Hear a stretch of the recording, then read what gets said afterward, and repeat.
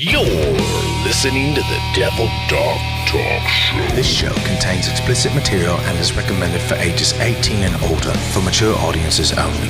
But hey, it's the internet. Oh, wow. Really, bitch? What up, dude? Devil Dog. Yes, sir. So it's been a long time, Doc. I know. It's been a crazy few years, I think, for everybody. But mainly, I think for me and most of the people I know, they're just like, hey, we're trying to make it from day to day. And everybody else in the world, I feel like shit because, all the time I was struggling. And then I started having my biggest success. And when everything started going to shit for the rest of the world, Yeah. Yeah, that's true, man. But to catch up, you're right. Like you've gone from, just doing the paid regular at the Comedy Store there in Los Angeles, and then you picked up hella in the past few years, and I was like, dude, that's that dude. I know that dude. And I'd always tell my wife, like, check this shit out, and he's killing it. And then recently you did the Joe Rogan thing out in Vegas. And my sister and my brother-in-law were actually there, and they were like, "Yeah, man, it was fucking great. Everybody killed." And I was like, "Dude, that's what's up. Like, that's just so awesome to, you're right. The rest of the world did kind of, eat a dick on everything else, but no, it's like positive energy. It's like I think everybody needs to see that shit, and then to tie in the other aspects of what's currently going on in the world, right? Like this month marks Suicide Prevention Month. So I'm always trying to plug, those 988 numbers and press 1 if you're in need of something. But, the biggest concept I would like to push is prevent your own fucking suicide. Like, I know it sounds probably like, rude, but I'm serious. Like, prevent your own suicide. Do some shit that gets you out of your comfort zone day by day, build something. I know you've talked about, your thoughts of that, your own, was it trials and tribulations, struggles? And then successes, and it's something. That's couldn't just something amazing. I'm telling you, if I ever decide to commit suicide, there ain't a goddamn thing nobody could do about it. Right, it'd be impossible. Like I brought up the metaphor. It's like having a badger in a hole, and nobody's gonna fuck around with that. Nobody's gonna put their hand in a hole where a badger's like, "Hey, I'm not doing too good, bro. Like, don't do that."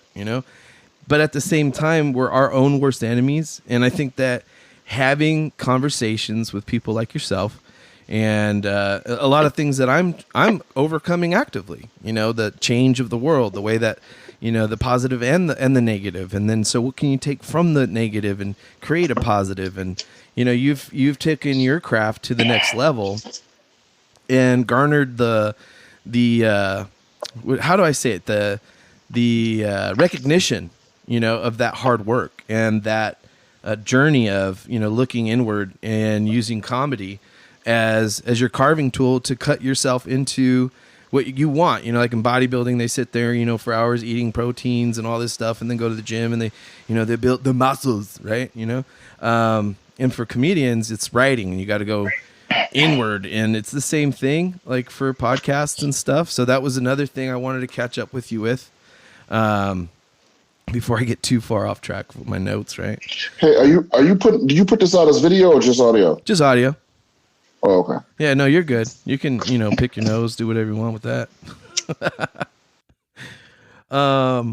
Yeah, no, so I do audio because me and my buddies were just talking about this. And in fact, our host platform, Podomatic, myself and one of their reps, we were talking a bit on, he's actually like the co-founder of the company, maybe not minimize that too much. And my cousin was a great motherfucker. And was one of the reasons why back in the day I didn't commit suicide was I started the podcast.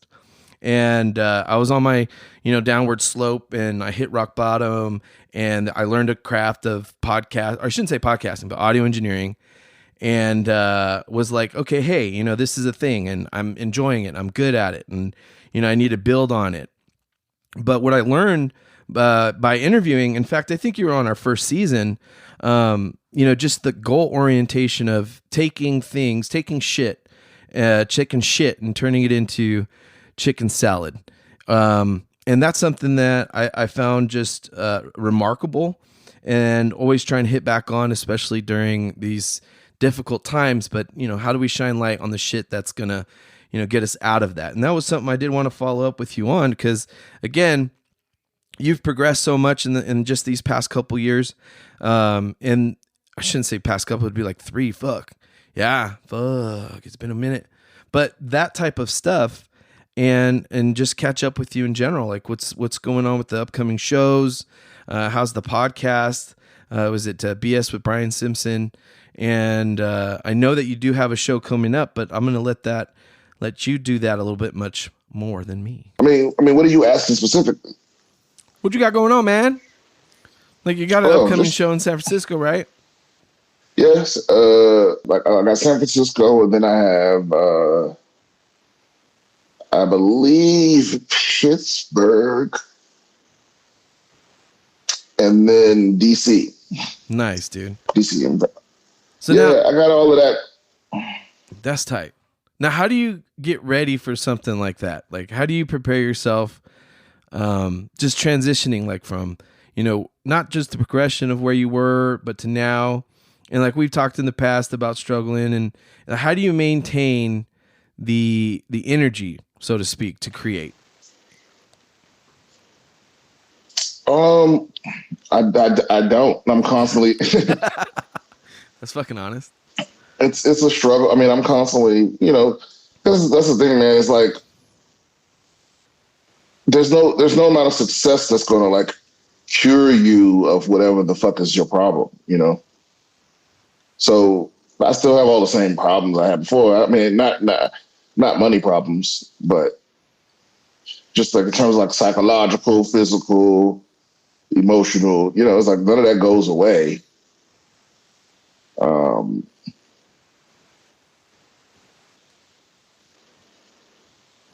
Yeah, so that's where I am now with it. Like, I'm not complaining.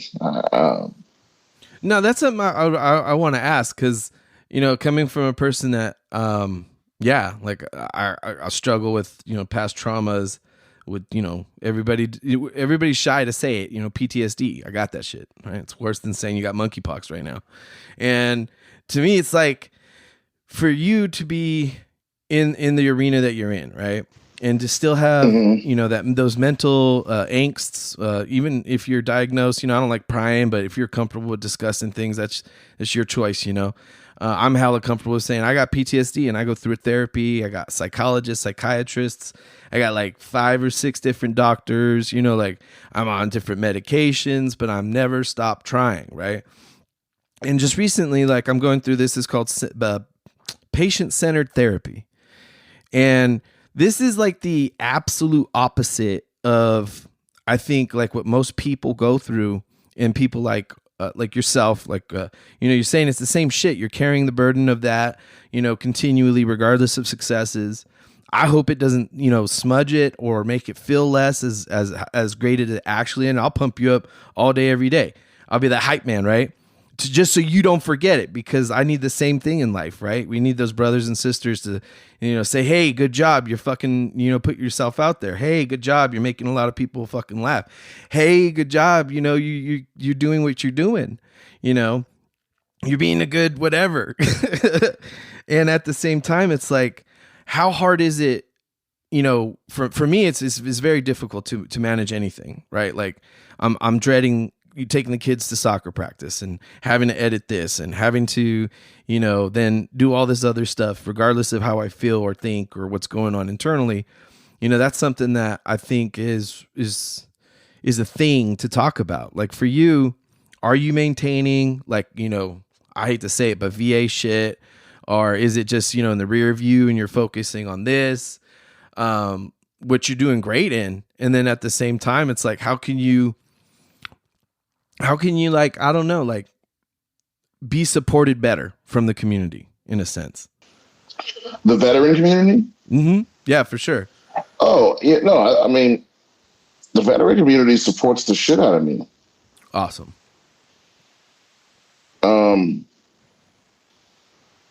Yeah, I mean, I'm still doing my I'm keeping up with the VA and all that, even though, that's, how that is. That's kind of a pain in the ass, the vagina with teeth, as I like to call it. Calcium deposits, yeah. No, I meant the VA. Yeah. It's a vagina with teeth. Sure shit is.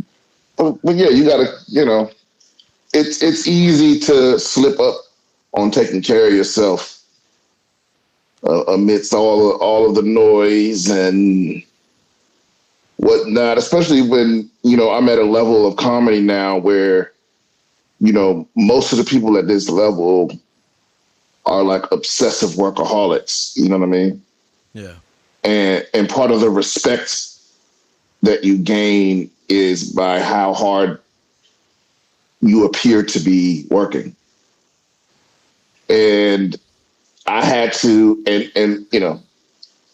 so the struggle for me initially was, trying to maintain the respect of my peers because, that's the path I took.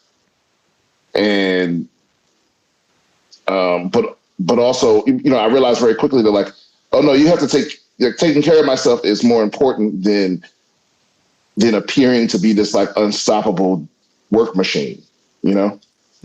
No, that makes it's like sense. you work as hard as you can while still being healthy, while still being mentally healthy and physically healthy.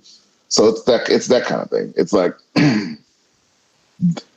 that my struggle now is maintaining that balance and keeping up with my therapy and, remembering to take my meds and, because here's the truth is I am daily in, not daily, but I'm oftentimes in, 3, 4, 5 time zones in a month, and I already have a crazy sleep schedule anyway, because comedy is a very late night thing, So it's like, if I'm, I'll be, but just this month I was in Vegas, and then I want to say, my memory is bullshit. I was in, I have a calendar right here, so that doesn't matter. So I went from Vegas to California, to California for 3 days, to Missouri for 3 days, back to California for a week, so I was back to California for 2 weeks. Then Dallas, then Austin, and then, this weekend I'm be in San Francisco. And that's what I mean. It's like constantly, and somewhere in the middle of there, I also went to Mississippi. Nice. Yeah. So it's like, trying to, because certain meds you have to take at certain times, certain meds you have to take right before you go to bed. But then some of those you can't take more than one within 24 hours. So you got to keep track of like, okay, wait a minute, what time did I go to bed yesterday? Rather, because it's, I know I went to bed at 9 o'clock yesterday, but I'm in a different place now and it's time for me to go to bed. But that's not 24 hours past when I went to bed yesterday. So I have to, so maybe I got to just set an alarm for 3 a.m. so I can take it on time. It's that kind of shit. Yeah. And it's way easier to just be like, fuck it. I'll take it when I feel like it, But so it's that kind of thing. And maybe, but also I feel crazy to even complain about such a thing, because it's a first world problem. Right. And I think people out there feel that way. It's vets out there that don't even got their meds. They're like they still fighting to get the right meds. Yep. Yeah, every day. Mm-hmm. Every day. I guess there's tons of statistics. I didn't fucking read up on this shit, but you brought it up and I'm like, yeah, like for me, it's the same problem. And I'm so bad. My wife takes care of me. Right. So like, she reminds me of all that shit. Like you're saying, there's certain meds. If you fuck up, it starts stacking up in your system and then it fucks shit up. Right. And what I've learned is that I'm hypersensitive to all these different meds. And I've tried I don't know. Like me and my psych were talking about this just last meeting. We were like, hey, so you've tried everything. Do you want to increase? Do you want to try something? I'm like, no, just leave me the fuck alone. Like I'm not stable. I'm not positive. I'm not feeling good. I'm going through some shit. All this government program changing shit. All these people fucking shit. Life in general. Like you're saying, first world problems. But at the same time, when do you stop and say, hey, this shit isn't working for me? Like they did a back injection shit on me like 3 weeks ago or something like that. Worse. They were like, oh, it's going to help. I'm like, no, it's the worst. But here's what pisses me off about the VA. Oh, wait a minute. First of all, sidebar. You ask how the veteran community can support me better? Just share my stuff. Just share it. Tell people about it. Share it. That's which I think is what people have been doing. And if you don't agree with me politically, then fuck you. You don't have to share. No, I'm just kidding. Share it anyway. Share it anyway. This is what pisses me off about the VA is because, your psychiatrist has to tell you that you tried everything. But the truth is you try everything that they are allowed to let you try. Yeah, that's a great point. Because here's what's crazy. So a lot of people may not know this, but in fact, I think the last time I did your podcast, I was living in a homeless shelter. Yeah, you just got out. You were telling me. So you literally told me that you just got out of there. You're just like bouncing back. Yeah, I remember that now. Yeah, and that shelter was for Iraq and Afghanistan veterans. And, and I was there for almost 2 years. And all the people I watched come and go with all manner of different problems, with all manner of different struggles with the VA. And, and some of them know, like I know so many people with, PTSD or something else that is presented as PTSD. Like sometimes like I'm diagnosed with major depressive disorder, which manifests as PTSD. I forget how they word it. Yeah, it's but to them it's like it's like any mental health problem you have, they'll say it's PTSD. Whatever. Yeah. But I watch so many people. Yeah, but I watch so many people where they're like, I know for a fact that mushrooms help me. You know what I'm saying? Like I know for a fact microdosing psilocybin helps me with my PTSD, but I can't tell the VA that that's what I'm doing. Yeah. Because they'll take away my benefit or whatever. And my psychiatrist can't prescribe it to me because it's federally illegal. Or I know a lot of people that smoke weed. Like they're like, yo, weed helps me. If only I could get that government shit. Like I remember that they did a federal weed program for patients. And I remember there's a video from a while back, you may have seen it, of a guy. He was the last guy that had federal authority to smoke weed wherever he wanted. He could smoke, and to prove the point, he was smoking weed in the courthouse. Like while he was testifying, he was smoking weed. And he had weed, he had a can full of joints that he got from the government. Because he had a rare disease. I remember the can of was it like 6-inch to 7-inch long joints that were like as thick as my finger, and I'm like, what? Yeah, and he had a rare disease where his bones would develop like spikes on them. That's horrible. So he was in constant pain, but the weed helped him. So that's why he could smoke wherever he want, in the airport, in the courthouse, in the congressional building, wherever he wants. That's federal, right? But he was the last one. They let it expire. They let it close because, the Joe Bidens of the world are like, well, I'm uncomfortable. I still don't, they're stuck in the past where they as much as they claim to give a fuck about vets, it's like a veteran should be able to expunge because that's the thing. Weed and shrooms and ketamine and all these other treatments, they're not going to help everyone. But the fact that you're not even allowed to try them, the fact that you can't even get them paid for like your other meds, that's crazy to me. No, I completely agree. Yeah, like what you're saying is it's not even an option to have anything looked into appropriately. And I mean that word appropriately because after the whole, the past 2.5 years, 3 years of stuff, science and medicine, it's been changing rapidly, but not on these issues, right? It's remarkable how, like I talk openly about suicide, 22 a day, when the number's actually a lot larger. And to bring in another group, a lot of pre-9/11 persons are the ones doing it the most. So it is us, our generation, right? Our generation is the pivotal recognition of PTSD as a whole. But these generations and eras were kind of forgotten. A lot of conversations, and I think people are still paying the price, right?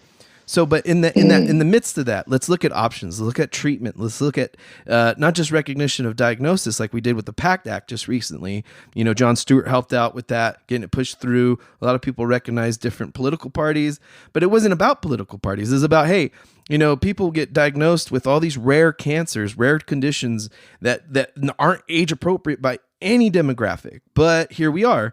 And so how do we make sure, much like Agent Orange, how do we make sure we're doing it preemptively and not discrediting or disregarding or minimizing those that may be suffering or dying silently because there isn't better options or better resources that are tangible, right? So like you were saying, I've tried the formulary up and down the list. You know, why hasn't something been offered different? Or how about like a warm handoff to some research project that's not just their research project? You see what I'm saying? Like there's a lot of in-house research projects that you could be a part of. And I told my doc like recently, I'm like, look, give me 25% of whatever they get commission and I'll do it. I'll do whatever you want me to do. You can stab me with whatever you want to stab me. But at the end of it, I want 25% of whatever they commission, whatever they contract, with any contractor, whatever the benefit is out of this research. I want that much. And she was like, well, that's crazy. And I go, I know. Like it's nuts to think that I don't want to be paid $50 like someone's going to suck dick at a corner and that's the end of it. P.S. It may not still work for me, but hey, good luck. Like that's what blind research does, the double blinds. They might give you CBD or they might just give you coconut oil, right? That's and you don't know. They're not going to tell you because it's research. Congratulations. And I'm like, no, just give me the fucking CBD. You know, I'm not saying that that's the best. It is pretty good shit, but there's other options. Speaking of CBD, actually we have a new sponsor. And I'm gonna hella plug that right now because it's called Plate Muscle Relief Cream, okay? And it has the highest CBD per milligram per milliliter in the cream. It's 7,000 milligrams. The competitors are usually between 1,000 to even like 1,500, maybe even 2,000. But this has 7,000 milligrams of pure CBD, organically grown here where I'm at in California. And let me tell you what, some great shit. Check them out. It's called Plate Muscle Relief Cream. CBD, bro. And I know I sent you something over with that. So hopefully you get your sample in and everybody else that's listening gets their sample in. Oh, wait a minute. What did you mail? Did you mail it? You may have, you know, I moved to Texas, right? You did? Yeah. You may have mailed it to the wrong place. All right. No, we'll catch up with that later. I'll make sure you get the right shit. Cause dude, like, so pain in the hands, right? So I'm always having to do stuff with my family, of course. And I have arthritis on top of other shit, right? And it's the best shit for arthritis or any kind of like joint pain. It doesn't get you all lifted. You know, you can stay pretty aware of what's going on. I think CBD gets people nervous, like you're saying in general, the Joe Bidens of the world. They're like, I don't know, it's change. I don't want to change. And I'm like, okay, wait, maybe not all change is bad. All right, homie, shit. But I'm telling you, try this cream out, bro. It's tested at actually 8,000 and some odd. It's on their website, milligrams. And so they rate it at 7,000. That's really rare to actually get more out of a company. But it's dope as fuck. So try that shit out. Let me know how you like it. And everybody else that's listening, let us know how you like it. So back to the CBD and research and weed, right? I agree with you. Like there's just a plethora, to bring back another word that I like, a plethora of fucking options. And of course, I like it better like when our guests bring them up, because as much as I'm aware of it, you know, I like hearing that other people are aware of mushrooms. Like mushrooms are the shit. Oh my God. Like microdosing mushrooms, that was the best shit. But then you run dry and you're worried about, you know, oh my God, the implementation of criminality, just in general of, you know, the risk, reward, and, you know, again, cost. Like cannabis is a great product to utilize in California. It's recreational medical, but how many ounces can you actually afford a month? You know, it's like $500 for organic shit, depending on what shop you go to. You might get some like benefit a little bit for being a medical, but there's really, the prices have increased so much that the black market is extremely huge right now. And then that's where people get introduced to other things. You know, like everybody says weed's a gateway drug. I'm like, no, it just happens to be that the salesman happens to have other shit. Okay. You know, he's like, oh, hey, you want to try these pills? No, fuck no. You know what I mean? But to talk on your personal experience, what has it been like with with again balancing all of this and finding your voice and dialing it in, moving to Texas. I didn't even know you moved to Texas. How's that been? I mean, it's only been a week so far. Holy shit! A little over a week. Congratulations. Yeah, but it's awesome. You got an apartment, condo, house? What's going on? Because I know Texas Got a house. Thank God, dude. Because I know Texas got some amazing. Here's my real estate concepts. All right, Texas got some really great rates right now and great affordable housing. Like just not in general, but in general, like the market here in California is disgusting. Okay, markets in like New York, a lot of whatever you want to. I mean, say. it's getting there. I mean, I moved to Austin, which is, I would say currently mid gentrification. Mid gentrifications. I can't even say that word. Yeah. Gentrifications. No, gentrification. Gentrification. Thank you. Yeah, but so it's a little expensive, but I'll put it like this: I'm paying the same as I was in Texas. The same thing I was paying for my 3-bedroom apartment in LA. I have a 3-bedroom house in Texas. Nice. That's so gorgeous. it's that's what it is. So the rent's still high, but you're getting more. No, that's awesome, dude. I am fucking stoked for you because like you just brought up something that it's very personal to me as well. The whole concept of being homeless, and I talk about homeless veterans and homeless prevention and just like suicide prevention. I think that it's become more of a marketing tool. Not trying to be an asshole, okay, but this is where we get to talk very openly, right? It's like you said, the concept of it, the whole we care about veterans it is very, very dynamic on, like what are we going to allow them to do? Like when are we going to actually step in and help? And what is our policy? Because our policy is our God, right? And that's what a lot of veteran service organizations fall on, our policies. And the same thing with anything government, okay? And that's the truth. You have to go out and make your own things to make it work. So instead of being available to resources like homeless prevention or suicide prevention, you get thrown into a system, and then there's a wait. And I hate to say it, yes, there's a lot of people suffering, but when you're waiting and they tell you, well, you have to be on the streets, like not in a shelter, not on somebody's couch, in order for homeless prevention to kick in, anything like to help you prevent homelessness, you got to be on the street for like 30 plus days. And then we step in. And so it sucks because the glory of the story that I'm trying to get to is you go from being in a shelter when we last talked, right? And you hit your career at a running pace, and that of itself is just something to be fucking happy about. And I know what that diagnosis was, it major depression disorder, right? MDD. I have it as well. It sucks the life out of your successes. To me, I always bash myself internally. So I always like to say, people, like when you do something like that, that's fucking remarkable. You have your own house. You're looking at probably more and more furniture, right? For the first time, you're like, oh, how am I going to fill out this entire fucking house with furniture? At least that's how I felt when we got our place finally. And it's remarkable what you hold on to and you go through it, like when you're moving and, stirs up a lot of emotion. I found a lot of things from, my military past, and that was something that I held on to. And I really, really started doing what's that Marie Kondo, does this bring me joy type shit. And then it got to the point where we're at now. So to bring it back to you though, how did it feel to finally get your own place? Was it stressful? Was the purchasing in Texas? Are you utilizing your VA home loan? Are you utilizing, your state's benefits? Are you maximizing that? Oh no! I'm renting this house. I didn't buy it. Well, fuck it. We'll get you into a bot house. But the plan is to eventually do that. Yeah. Nice. There's a lot of people that honestly don't want to buy right now. Right now is not a good time to buy a house or a car, honestly. Yeah. Did you the VA home loan, does it expire? Nah. Like, so as far as I understand, it doesn't expire.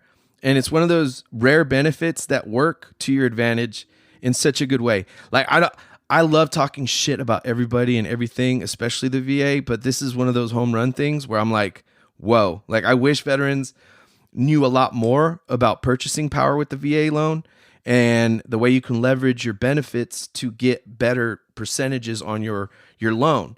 So like when all of this shit went down, right? I keep my thumb on a pulse of just about anything that costs $1 because I'm on a fixed income, right? So what we found out was you could refinance, you can find your best loans and all this good stuff, but more importantly, the state, depending on your percentage rating of disability, and sometimes regardless of disability, they provide you a tax benefit, so a reduction in your tax, sometimes no taxes on your purchases. So you'll be in your house and it's tax free in certain states. I think some parts of Texas are like that, and then like in California where I'm at, it's reduced by like a percentage. I can't remember what it is, but when you get further into that journey, bro, just let me know. Like, it's something that's very, very powerful as a benefit. And like I said, it really works out for the veteran. For me, it really worked out. Like, they were very, very honest. They actually caught a lot of things we didn't catch, like on the home inspection and those mandatory things that are like security, safety type stuff. They're really strict, or else they won't give you the loan, or they won't get that loan out, right? But hey, look into it when you get closer to that point, because we would not have been able to purchase without it. Put it that way. All right, to keep this ball rolling, let me ask you some more questions that I have here. Now, I remember the last time we talked about your cat. Do you still have your cat? Yeah, well, right now she's currently with my buddy in San Diego because I had to wait for the movers to deliver. She has like an automatic litter box thing. Nice. She has a lot of shit that wasn't here. And it was just the way the timing worked out. She couldn't come with me when I first came. So, but she'll be here in a couple weeks. That's good to hear, man. That's really good to hear. Yeah, because my mom actually moved in with us this year, and she has cats, or had cats, plural. And one just recently ran away. And so when I was re-listening our past show, I was like, man, I remember that fool talking about his asshole cat. I wonder if he still's got that thing.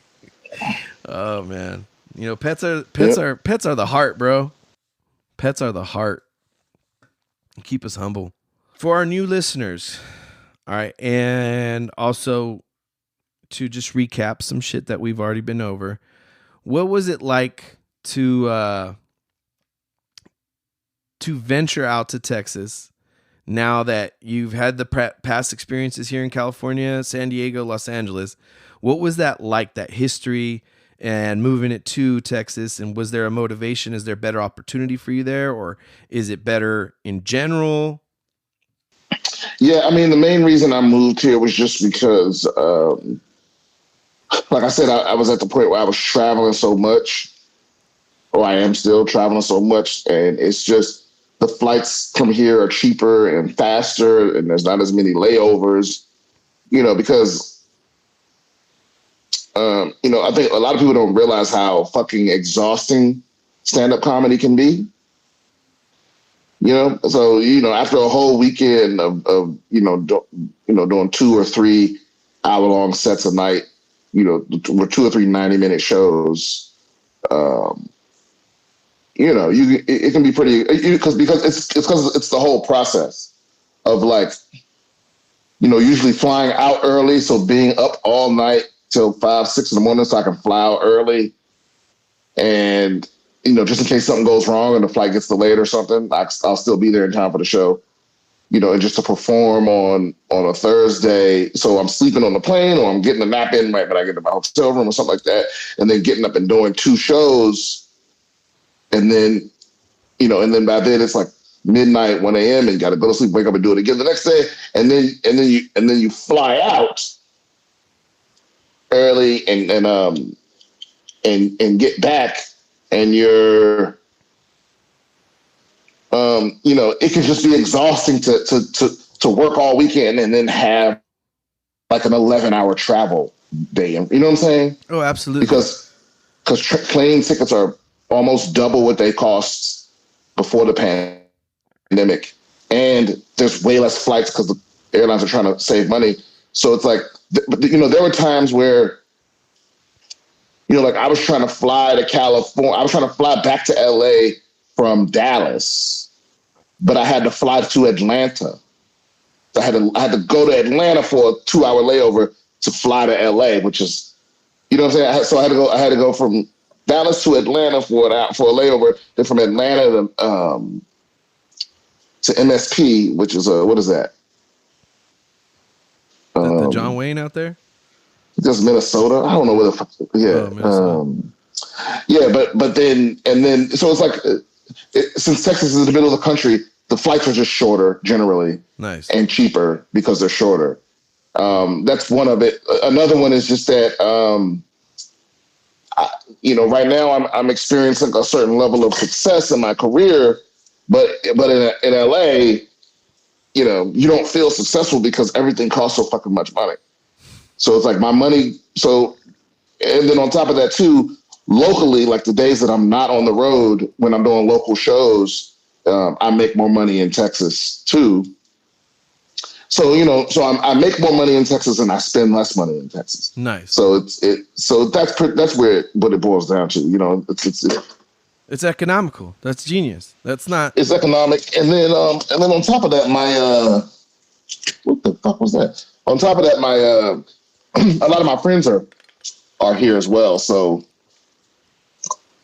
that's awesome, dude. That's better to have that support system too. Yeah. And I feel like also, you don't have to. I also think that psychologically, being in LA was having a sort of like a negative effect on me psychologically, and I can't.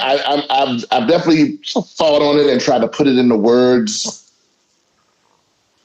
and I haven't quite found the words to explain it completely, or at least explain why. But it's not a coincidence that people that stay in LA for a really long time are insane. Like they all lose their minds. It's something about that playing the fame game for too long a time. It starts to like infect you with that's why I like to like Out of Touch. Right. Because they exist in a bubble and they don't realize it. It's like Los Angeles is not representative of most of the country. Or when I say LA, I'm talking about Hollywood. It's not representative of most of the country. So if you're in Hollywood for an extended period of time, you start to think that the things that matter there matter everywhere. Right. You start to lose touch with what it's like to be in a place that's not, perfect weather and sandy beaches and, and weed and liberal and there, and you have everyone's, there's every kind of lifestyle and every kind of music and every kind of art and every kind of, and you start to think that, you lose touch with like the regular person that like that works at the rock quarry or whatever the fuck. You know what I mean? Yeah. The real ass. And so that's what. Yeah. It's like because it's hard enough being a comic and being because comedians are very much spoiled by being exposed to very, very interesting conversation at all the time. Right. That's the one thing I love about being a comic is that you get to converse with some of the most out of the box thinkers in the world regularly, and the average person just will never ever be in that position. And that's why podcasts are so popular, comedy podcasts, right? But at the same time, that spoils you, and you get to the point where like you'll be talking to your aunts or something, and you're just bored to death, and she's giving you her most interesting conversation. Yeah. What happened at work, what happened at church, what your cousin up to, and it feels like she's shooting you with something. You know what I mean? Like, Jesus Christ, please make this stop, right? Right. So that on top of you being a fucking Hollywood person, that's like, getting used to all these luxuries and attention and all this other stuff, it can fuck you up. And I would never give up the good conversation that comes from comedy, but all the other shit, I don't need that shit. Yeah. And that's not to I don't know if there's some aspiring comic listening to this that's like, oh, I should move to LA. I am not saying that. I'm saying moving to LA has a purpose. And you have to go there knowing that purpose. You have to go there knowing yourself, and you have to go there knowing when you're going to leave that fucking place. Have a plan of action. Yeah. Yeah, that's fucking really great advice. Like, looking at it not just philosophically, economically, emotionally, I think there's a lot of ways to look at that, and that perception of not just success, but how to maintain the self and the identity of self that we create every day. I think we create multiple identities, like different people. We're different people around different people. Like, that's what you're supposed to do, right? You're supposed to be kinder to your waitresses. Hopefully, that actually works. But you're right. Like, a lot of people that have a lot of wealth, they lose that humbleness and kindness in the midst of that glory and celebration, or I should say, like, what's it called? That success, overall success, right? And I think fame and success are two different things. And we actually talk about that last time too, where, what is success? Is it being famous? No, because like there's famous people for bad shit. Like, that's the worst type of, fame. It's called infamous or whatever the fuck it's called, right? El Guapo. But when you look at that, I go, to me, success is figuring out what works for you and what makes you happy in the sense of full fulfillment. Like, not just, fame, or not just, sex, not just money, not just, work. Like you were saying, a lot of people are workaholics. Like, I could see that in a lot of fields right now, especially. Like, you cannot look at fucking Instagram or Facebook or any kind of thing that used to just be a fuck off thing. Like, that's what I miss about the internet. It used to be a thing where you could just fuck off and see some silly shit that you could find on the internet and be like, all right, I gotta go back to work. Nowadays, everybody's just finger fucking the internet all day. And so what you end up seeing is like, oh, do you want to make $50,000 a month? Well, just join my fucking emailer today. I'm like, no, fool, you fucking lies. Like, that's all just no. And then, or you see the influencers and everybody's just shaking their whole ass on TikTok or whatever fucking platform. And I'm like, there's no point to it. The goal is just fame. Like, I mean, find a product, get behind it, build wealth, create something that is consumable, either a service or a product, and then build on that. That way, hey, you don't always have to be on. Like, there's no point to having to kiss ass every fucking day of the week, because nobody feels that way in truth. Or you become disassociated with your family members, or, your gospel, or the people you love, and in general, just in general life, right? And I see that a lot happening, and it's kind of crazy because we talk a lot about mental health in this country, but we promote the worst type of fucking lifestyles, in the end result of what we see. And then that curves back to, well, the whole concept of you got to make money in order to help. You got to become famous in order to help. People got to listen and share all your shit, every shit. You got to be a billionaire to turn around and give back. And I'm like, no, you can just turn around and give back. Like, that's not the option. Like, believe it or not, you could just be like, hey, I know this is our policy, but fuck it, you clearly need help. Like, there should be discretion, right? Like, how like people talk about cops and officers' discretion and how they could like unarrest you if they feel like it. And I'm like, I never even heard of that term until this morning, and I thought it was ridiculous. I didn't know that officers not only have discretion, they could stop arresting you at any moment of the arrest and be like, no, we're good. I'm like, whoa. Wow. What kind of card do you pull out? Is it a Uno card? Do you get a jail at a free card, a Monopoly? Like, what the fuck? And you never see that shit. That's my point. And then to that, you see the elevation of stress and mentality, and everybody's going through it. Like I said, in the past few years, now they can't even get cops. Not because they're defunding them, because nobody wants to be a police officer. And they can't even recruit people in the military right now. Nobody wants to do shit. I'm like, yes, because guess what? Like, they see the end result. Like, fuck. They don't want to be a statistic like 22, 30 fucking whatever a day.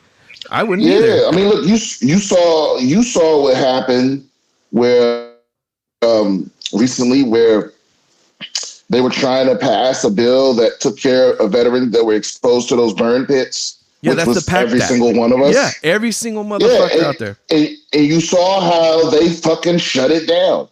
It eventually passed, but it was after this huge backlash because it's like that's what I don't get is like how is that even a? It's the same thing with remember the 9/11 first responders? Oh yeah. How long it's still and they still haven't taken care of them for real. Not at all. It's the Yeah. same thing. It's political, it's bureaucratic, and it's indigestion, but reflectively it doesn't kick in till like 10, 15, 20 years, and how many people have gone before that, you know? And they try to assuage you by fucking calling you a hero, you know? Oh, but you a hero and shit. But Thank it's like, you for okay, your well, nigga, service. I love that one. Yeah, but it's like stop calling people heroes if you don't give a fuck about them. Yeah, because imagine another 9/11 happening, except this time nobody runs to the fucking building. True. That's what's happening with the military right now. Yeah, because nobody wants to go into that shit. They see how you do veterans, so why would anyone want to become a veteran? I wouldn't. Yeah. Have you seen the way they're recruiting now on social media? Mm-mm. Oh God, it's horrible. They do the dances and then they're just like, I'm like, well, I get it. You're a recruiter. There's really not much to do. You know, you're trying to fish people in. Like, don't get me wrong. There's a billet to fill. I get the business behind it. All right. But I'm just saying you're ruining your own image. All right. Like, how are you going to say, oh, be, the few and the proud, the Marines, and or you know like whatever the Navy's thing is. I don't know. Just be a sailor. I don't know. The Army is the same shit. Like I don't know their slogans and the same thing. With I think the Navy shit is like go forth or something. Go for God. That's horrible. Or get me wet, something like that. Yeah, get me wet and go forth. There we go. Hit them shores, sailors. But all the S's are extended. Nah. But the truth is like they're just dancing and shaking their asses on Instagram or like catching up, whatever the flavor is. And to me, it's just like it's watering down the whole concept of service to the point of becoming famous or an influencer through your service. I don't like talking shit, but I love talking shit, right? Like I get it. Like lots of people need to learn how to shoot guns. They need to learn how to like get trained up. But not everybody needs to be a fucking CIA all ground operative that learns how to clear a fucking room. Nor should it be that open for people to watch YouTube videos up. Like I mean, it's like, come on. Like I'm not against it. But what I am like saying is sometimes we create our own vulnerabilities, right? And then we bitch about it.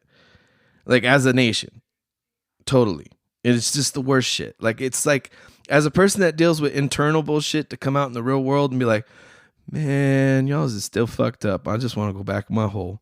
Like, that's okay. But at the same time, we have to participate in it and then be like, okay, no, we're good.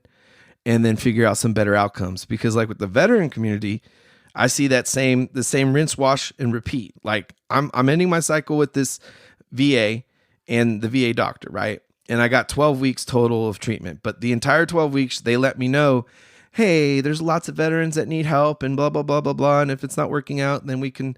I'm like, no, I just want one-on-one therapy. Like, because I've been doing this for 12 years.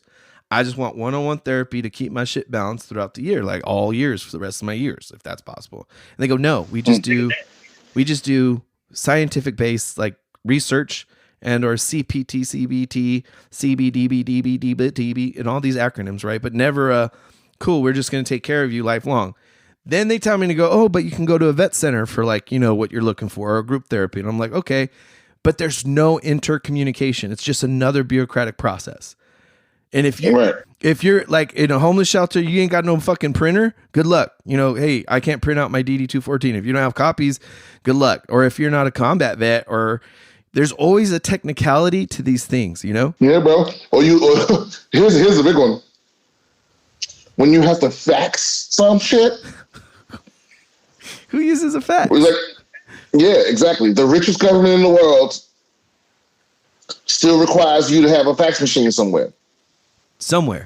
You know, like, bro, I've literally signed contracts worth tens of thousands of dollars from clicking a link with my finger, DocuSign. The VA can't do that. No, you have to fax a document. They act like an insurance company where the system isn't designed to take care of you. It's designed to take care of the people that don't get frustrated by the process. In the insurance business, they call it a paper wall, but it's the reason they inundate you with all these forms where you're just giving them the same information over and over again. There's no fucking reason the United States government should be asking me what my name and social are. They'll mail a letter to my house addressed to me asking me for my name and my birthday and my social security number. Or your address. The one they just mail shit to. Guess what happens if you don't have your DD-214? Nothing. Guess who you have to get it from? The same people that you're asking for this. The same people that's asking for it. Ain't that a bitch? Ain't that a bitch? Yeah, it's a game. It's a fucking pointless, stupid, useless game. I should be able to get everything from the VA with a fucking fingerprint. Yeah. I mean, they did with take an eye them. scan. Yeah. They did take them to shit. Yeah, but there should be an integrated website. The VA has 5 websites.